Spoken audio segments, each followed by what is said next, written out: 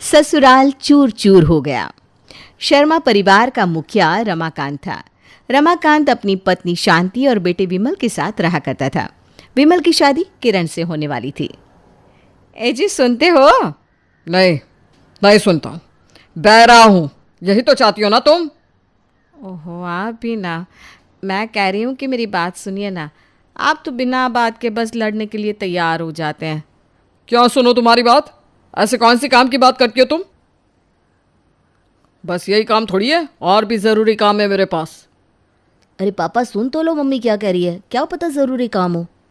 सुनाओ, क्या बात है? बोलो, मुंह दिया है तो अब बोलो भी। अरे वो मैं ये कह रही थी कि अब शादी में ज़्यादा समय नहीं बचा है, बहुत सारी शॉपिंग करनी है, तो चलो ना मार्केट साथ में शॉपिंग कर लेते हैं। आप भी तो देख लो क्या क्या सामान लेना है, आपकी पसंद भी तो ज़रूरी है ना। ले सुन ले अपनी माँ की काम की बात। शांति, तुम्हारा दिमाग खराब है क्या?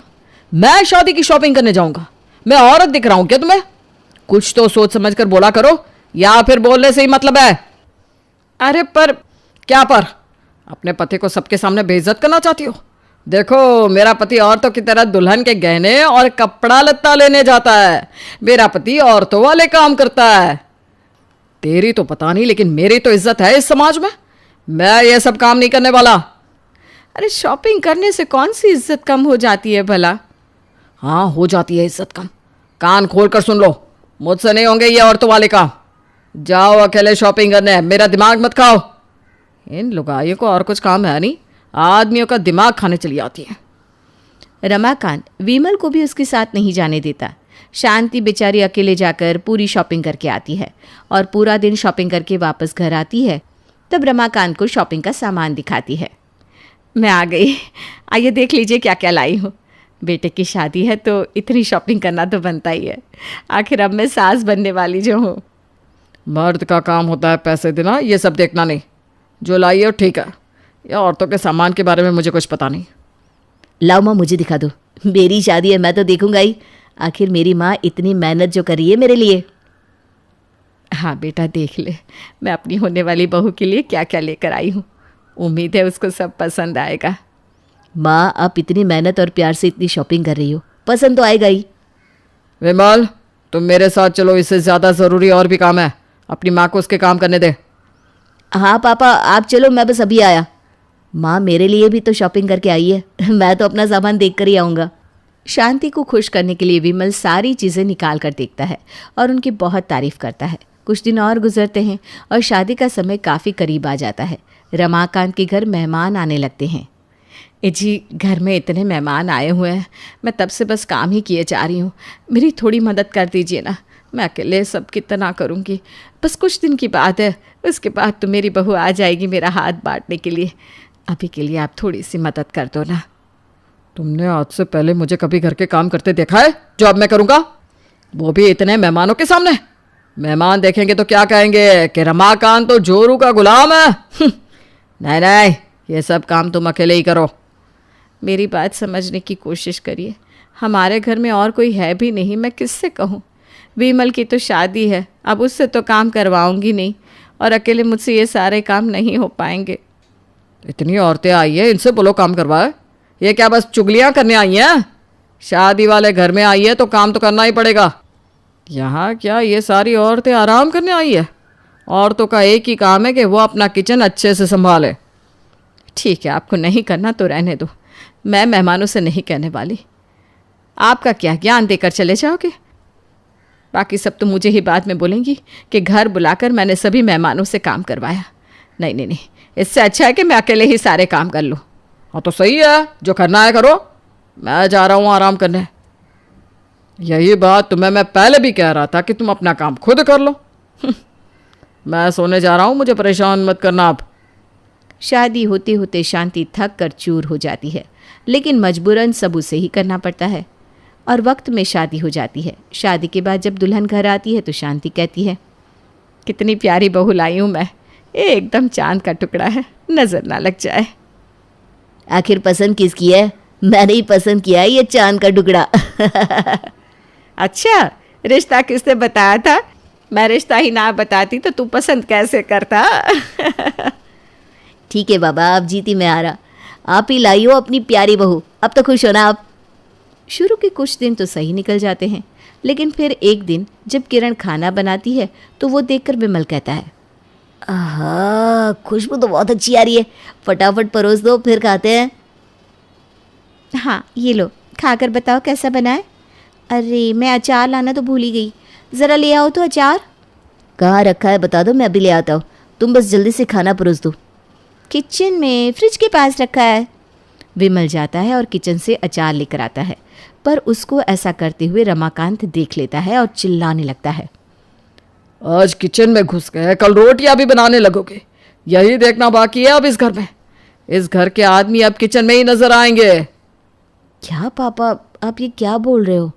क्या के बच्चे, तुझे इतनी सी बात नहीं पता कि किचन औरतों की जगह है, मर्दों की नहीं। तू यहाँ क्या कर रहा है? तुझे किसने कहा किचन में जाने को? पिताजी वो मैं तुमसे बात नहीं कर रहा हूँ, अपने बेटे से कर रहा हूँ। मर्दों के बीच में औरतों को नहीं बोलना चाहिए। घर वालों ने इतनी सी बात भी नहीं सिखाई। आज के बाद बीच में मत बोलना। अब तुम इस घर की बहू हो तो बहू के जैसे रहो। अरे पापा, मैं तो बस अचार लेने गया था, इतनी क्या बड़ी बात हो गई? मुझे भूख लग रही थी तो मैंने किरण को खाना निकालने को कहा और इसलिए मैं खुद किचन में गया था अचार लेने।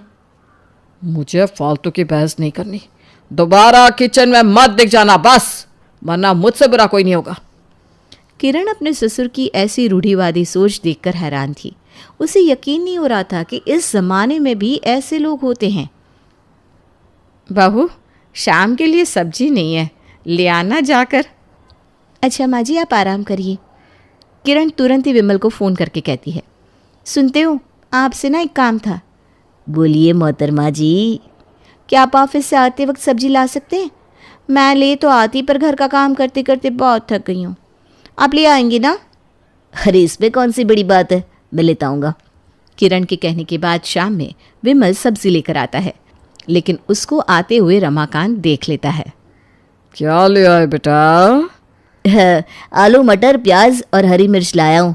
मार्केट में सब्जियों का भाव तो आसमान छू रहा है।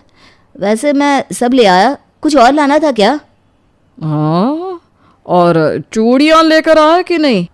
चूड़ियाँ क्यों? किरण ने तो ऐसा कुछ भी नहीं बताया। अरे चूड़ियाँ तुम्हारे पहनने के लिए। अब औरतों वाले सारे काम कर रहे हो तो चूड़ियाँ तो पहनोगे ना। ऐसे खाली हाथ अच्छे थोड़ी ना लगता है।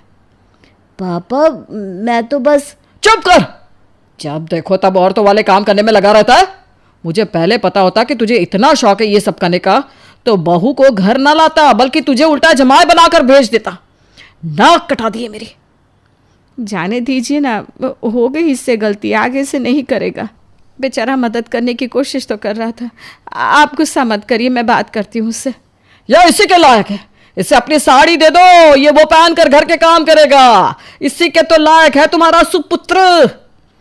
विमल ऐसी बातें सुनकर रुआंसा हो जाता है, पर रमाकांत उसे ये सब सुनाकर अपने कमरे में चला जाता है। माँ, ये पापा को क्या हो जाता है?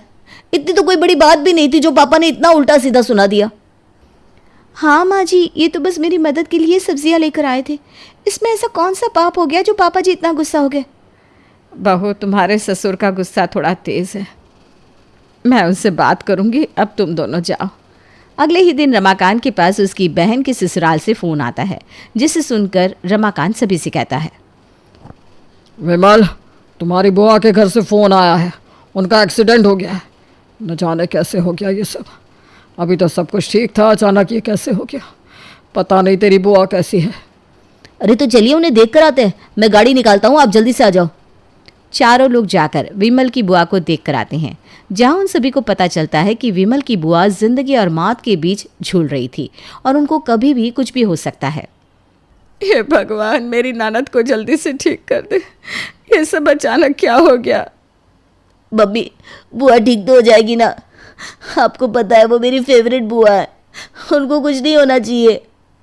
आप फिक्र ना करिए, सब ठीक हो जाएगा। कुछ नहीं होगा बुआ जी को, आप सभी बस अच्छा सोचो तो अच्छा ही होगा। हाँ, और रोले, दहाड़े मार कर रोले। टिश्यू लाकर दूं क्या? आंसू पोछेगा? मर्दों को रोना शोभा नहीं देता। रोना ये सब औरतों का काम है। मर्द हर मुश्किल में मजबूत पहाड़ की तरह खड़ा रहता है, ना कि तेरी तरह हर बात पे रोने लगता है। आपको बुरा नहीं लग रहा कि बुआ की ये हालत है? पापा, आपका दिल क्या पत्थर का हो गया है जो आपको बुआ की हालत दिखाई नहीं दे रही है? बुरा लग रहा है इसका मतलब ये थोड़ी ना है कि औरतों की तरह रोने बैठ जाऊंगा। मर्द इतने कमजोर नहीं होते, बात बात पर रोना औरतों का काम है। सॉरी कि मुझ में भावना है। भावनाएं सब में होती है, पर जो भावनाओं पर काबू करता है वही मर्द होता है। औरतों की तरह भा भा करके रोने वाला मर्द नहीं होता। ये बोलकर रमाकांत वहां से चला जाता है। शांति और किरण विमल को दिलासा देती हैं। आप फिक्र मत करिए, बुआ जी ठीक हो जाएंगी। चलिए ऐसा करते हैं, हम लोग थोड़ी देर अंताक्षरी खेलें, उससे ना आपका दिमाग थोड़ा डाइवर्ट हो जाएगा। नहीं, इस वक्त मेरा मन अच्छा नहीं है। बहू सही कह रही है बेटा, उस बारे में सोचता रहेगा तो और बुरा लगेगा। चल मैं भी खेलूंगी, हाँ, और तू देख लियो तेरी बुआ जल्दी ही ठीक हो जाएगी। वो लोग अपना गम भुलाने के लिए अंताक्षरी खेलना शुरू कर देते हैं, पर तभी रमाकांत वहां वापस आ जाता है। अगर बुरा लग रहा था तो लॉन्ग ड्राइव पर चला जाता, वीडियो गेम खेल लेता या सो जाता, पर नहीं, जनानियों वाले खेल खेलने बैठ गया। हे भगवान, क्या करूं मैं इस लड़के का। अब आपको इस पे भी दिक्कत है पापा? आपको तो मेरे हर काम से दिक्कत है। ऐसा मैं क्या ही करने लगा हूं पापा जो आपको इतनी दिक्कत होने लगी है मुझसे? मर्द होकर औरतों वाले काम करेगा तो दिक्कत क्यों नहीं होगी? अरे जाने दीजिए ना, क्यों आप, देखिए अभी हम सब अस्पताल में हैं, यहाँ लड़ाई मत करो, अच्छा थोड़ी ना लगता है। तुम्हारी राय नहीं मांगी मैंने, चुप रहो तुम। और अगर कोई राय देनी है तो अपने बेटे को दो कि ये सारी हरकतें छोड़ दे।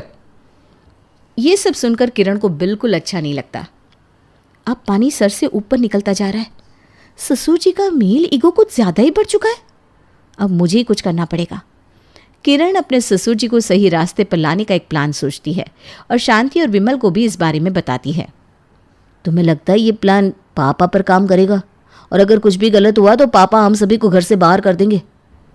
हमें कोशिश तो करनी पड़ेगी ना, पापा जी की सोच बदलना बहुत ज़रूरी है। तुमने सही कहा बहू, हमें कोशिश तो करनी ही पड़ेगी, क्योंकि ऐसे तो नहीं चल सकता।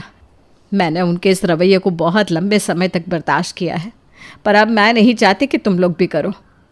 प्लान के मुताबिक किरण प्रेग्नेंट होने का नाटक करती है और अपने मायके चली जाती है। माँ जी, मुझे यहाँ आराम नहीं मिल पाएगा, इसलिए मैं अपने मायके जा रही हूँ। अब तो सीधे आपका पोता लेकर ही आऊँगी, तब तक आप ही घर संभालो। ठीक है बेटा, तू जा, मैं तुझसे मिलने आती रहूँगी। अपना ध्यान रखना, हाँ। किरण चली जाती है। उसके जाने के 2 ही दिन बाद शांति बीमार होने का नाटक करने लगती है और बिस्तर में सो जाती है। क्या हो गया तुम्हें शांति, ठीक हो ना? मुझसे बिल्कुल उठा नहीं जा रहा, बहुत घबराहट हो रही है। लगता है मेरे दिन नज़दीक आ गए, भगवान मुझे बुला रहा है। ओहो, तुम बिना ये कैसे बातें कर रही हो? ऐसा कुछ नहीं है, आराम करो, मैं अभी डॉक्टर को बुला कर लाता हूँ। आप मम्मी के पास बैठिए, मैं बुला कर लाता हूँ। विमल डॉक्टर को बुलाकर लाता है, लेकिन उनको रास्ते में सारी बात समझा देता है। इनका हाल तो काफ़ी ख़राब है। मैं कुछ दवाइयाँ दे रहा हूँ, इनको खिला दीजिएगा और बिस्तर से बिल्कुल उठने मत दीजिएगा क्योंकि इन्हें आराम की सख्त ज़रूरत है। कितना आराम डॉक्टर? कम से कम 1 महीना। क्या कहा, 1 महीना? चौंकिए मत, इस 1 महीने में अगर इन्होंने सही से आराम नहीं किया तो आप इनको लेकर अस्पतालों के चक्कर लगाते रहेंगे। अब आपकी मर्जी है कि आप क्या करना चाहते हैं। ठीक है, मैं समझ गया। और इनको बाहर का खाना मत खिलाइएगा वरना इनकी तबीयत और बिगड़ जाएगी। अब घर में कोई काम करने वाला बचा ही नहीं था, तो भला घर का खाना कैसे बनता? बेटा विमल, तुझे चावल बनाना तो आता है ना, तो बना ले। नहीं पापा, अब मैं आपकी बात पूरी तरह से समझ गया हूँ। मर्दों को ये सारे काम नहीं करने चाहिए। अब मैं कोई ऐसा काम नहीं करूँगा पापा। अच्छा, तो कोई खाना बनाने वाली ढूंढ ला। आजकल काम करने वाली कहाँ मिलती है पापा? हमारे पड़ोसी तो खुद कितने महीनों से ढूंढ रहे हैं, उन्हें नहीं मिली तो मुझे कहाँ से मिलेगी? मुझे भूख लग रही है। रमाकांत से शांति की ये हालत देखी नहीं जाती और वो खुद एक किचन में घुस जाता है और इंटरनेट पर वीडियो देखकर दाल बनाने लगता है। शांति और विमल ये देखकर बहुत खुश होते हैं। देख रही हो मम्मी, किरण का प्लान काम कर रहा है। हाँ, उसे भी फ़ोन करके बता दे। 2 दिन गुजर जाते हैं और इन 2 दिनों में रमाकांत शांति की काफ़ी सेवा करता है। अरे शांति बहन, तुम्हारी तबीयत का पता चला तो मैं दौड़ी चली आई। भगवान जल्दी से तुम्हें ठीक कर दे। घर में मेहमानों के आने से रमाकांत बहुत शर्मिंदा होता है क्योंकि उसे लग रहा था कि अब उसकी बेइज्जती होगी।